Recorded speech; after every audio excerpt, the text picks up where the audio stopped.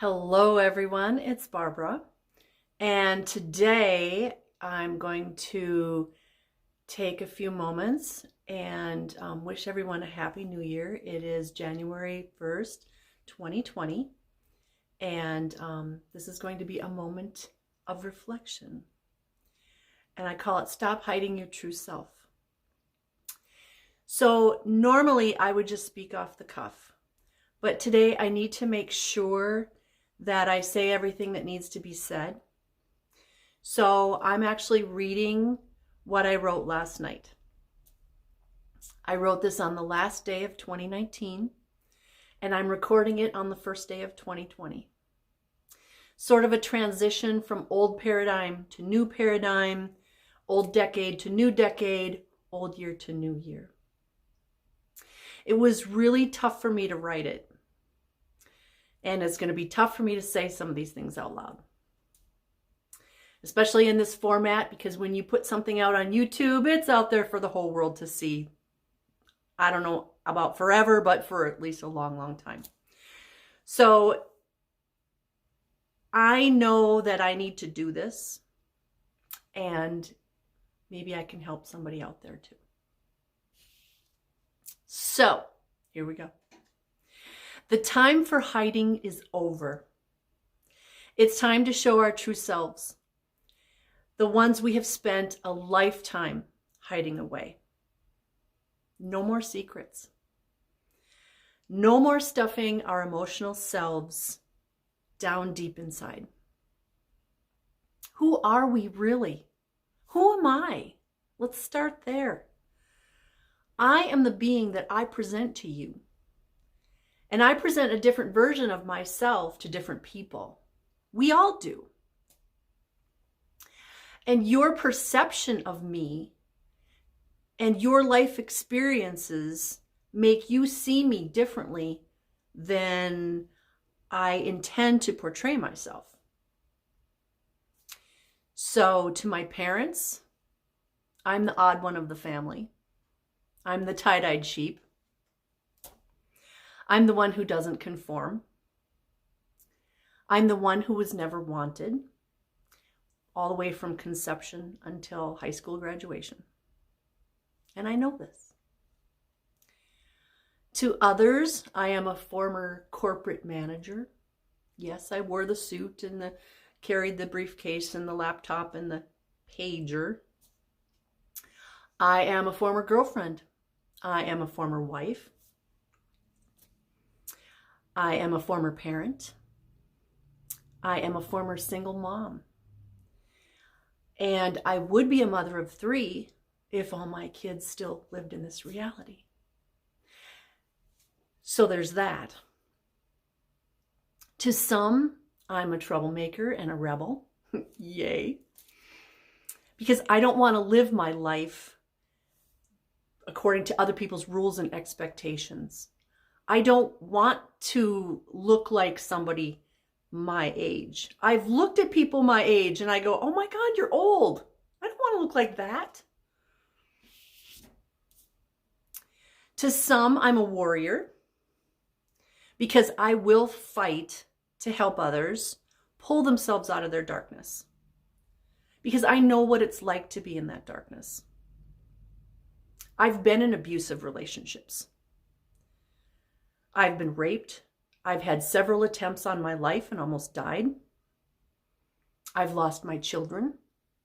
And I live in a small, closed-minded town in the middle of Minnesota with no family anywhere near me. To some, I'm a healer. I'm a psychic.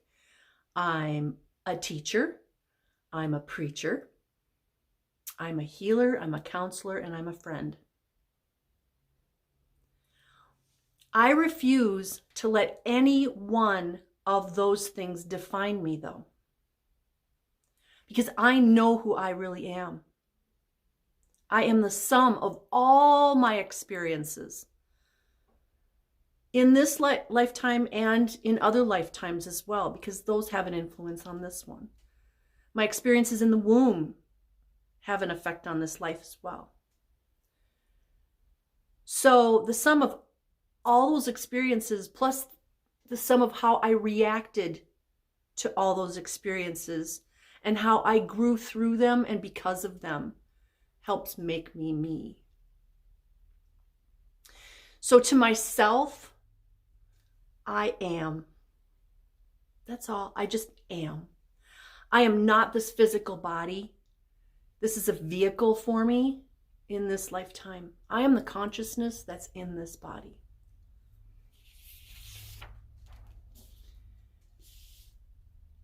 Everyone's life follows a basic template. Some people call it the hero's journey. I like that because it implies that at the end of the journey, we are a hero. We are anyway.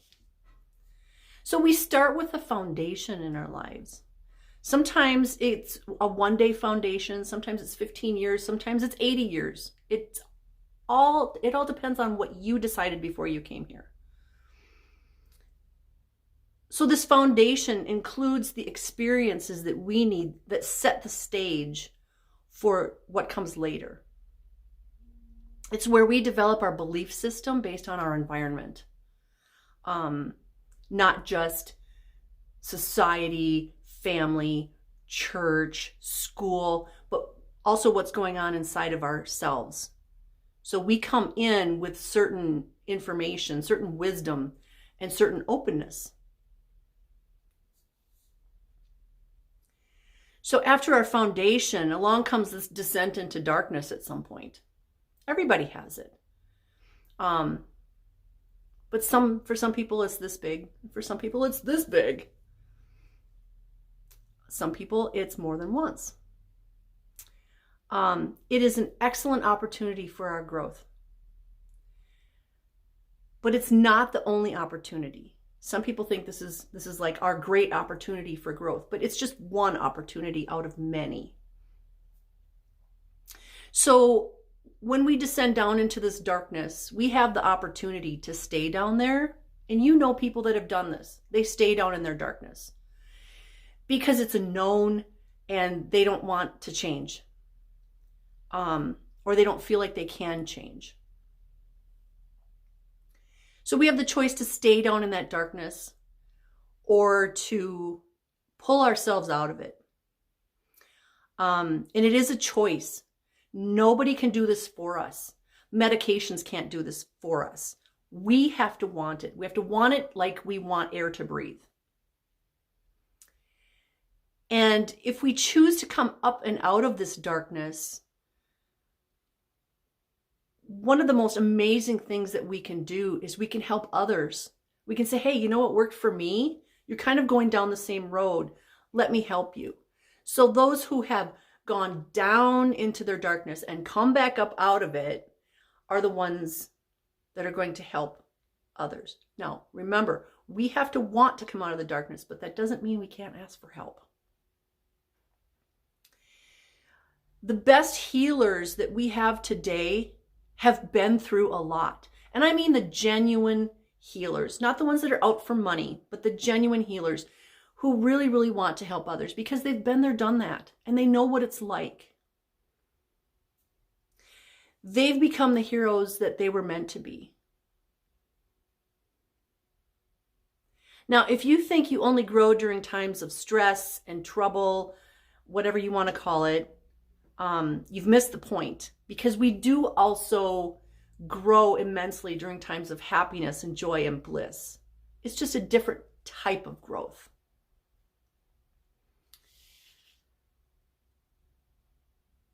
A diamond is beautiful because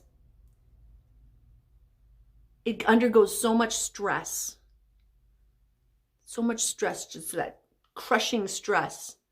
And when we cut it with all those beautiful facets and in whatever shape that appeals to us, it has all these faces.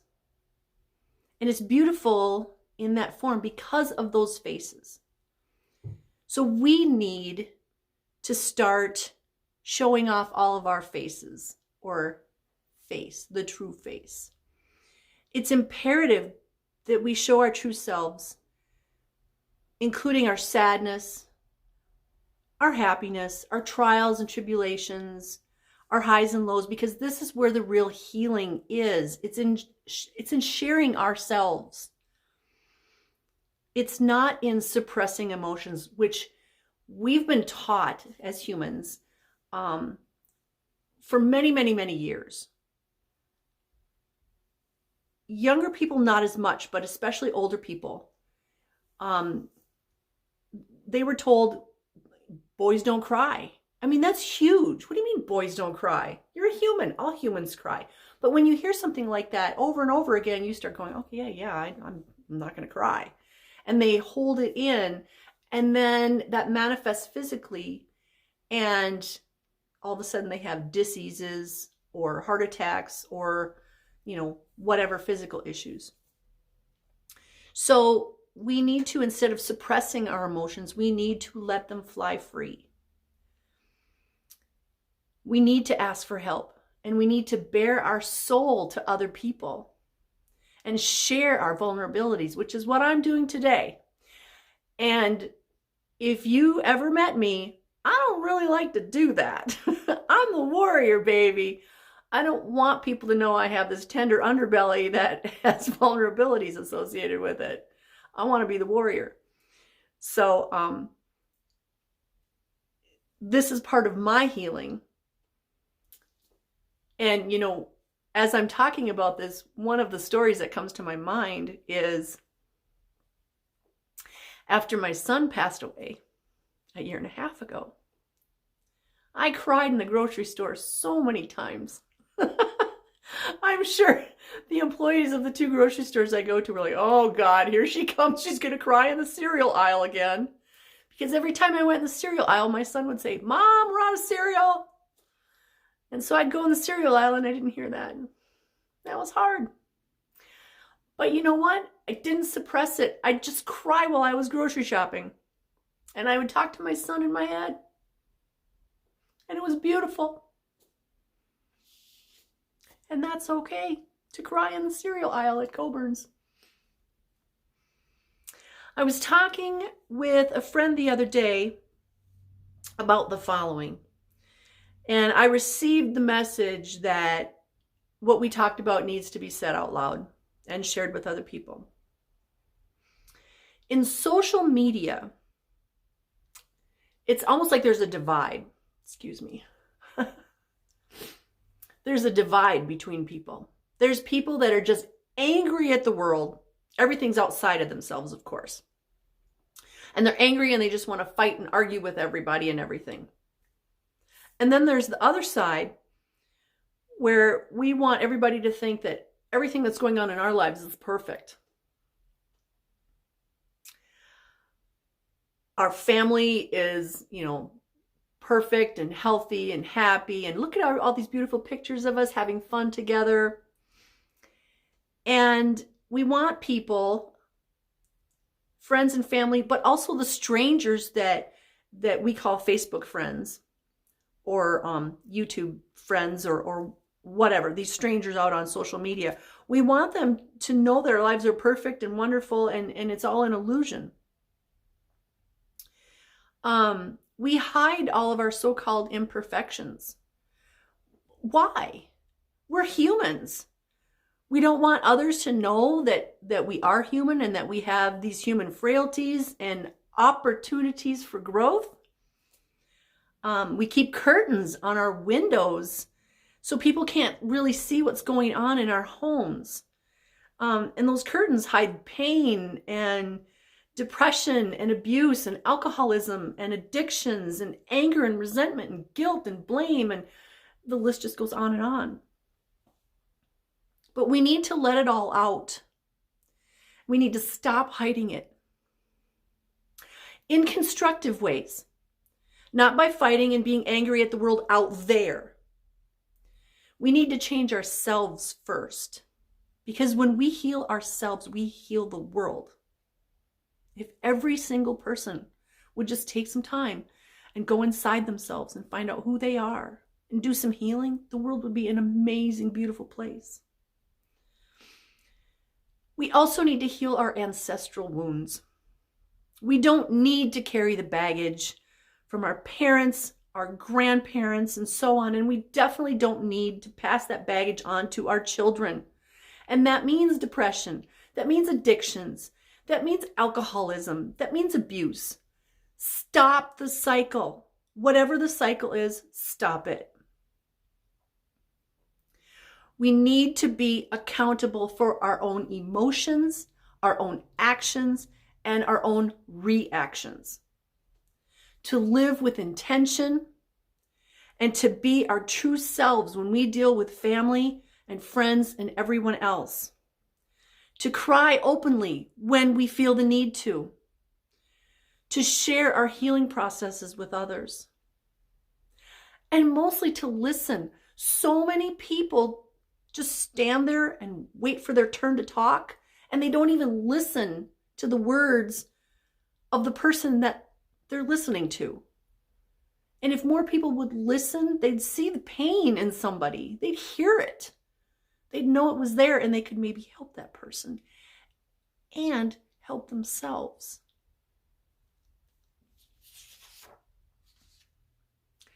So having said all this, and sharing facets of myself in this video, I just want to say that I require no external validation. External validation has been huge for me this past year, because I've been through a lot, and I know that I only need the validation from myself. I don't need it from other people. That's just the ego. It's food for the ego. My ego doesn't need that. My ego is about this big, and when it does show, I'm like, hey, don't need you today. No, I've basically set it free. And yeah, once in a while it pops up. And I just go, okay, yep, I see you. I know you're there, but I don't need you right now. I've discovered that having faith in myself, faith in a higher power, faith in my spirit guides and guardians is so much more powerful, and it can be so much more fun. I get the most amazing signs from above. Most from my son, and a bunch from my daughter, okay, and my other son too. I have great spirit guides. And my friends, and my brothers, all the ones that have passed away, my grandparents, my great-grandmother visits me as well. So talking to them and having faith in them and all the higher powers that watch over me, that love me, they're the ones that are going to help me manifest my dreams, because they're right here in my heart, and I think with my heart now. And I know that all the things that have happened to me in my life are for a reason. I know that I signed up for some issues, opportunities for growth, things like that. So there's my moment of reflection for today. My reward is that there's one person out there that this can help. Know who you are. Find out who you are. Because you are an amazing, beautiful being of light. You are a hero in your journey, even if you don't feel like it today, or next Tuesday, or a month from now. It's okay. You are a hero. You're a hero in my heart. So, happy 2020, everybody. And may you be blessed with love, light, peace, joy, happiness, success, divine health, and help in knowing who exactly you are inside that body. So, namaste, my beautiful soul family, and thank you for listening. I love you.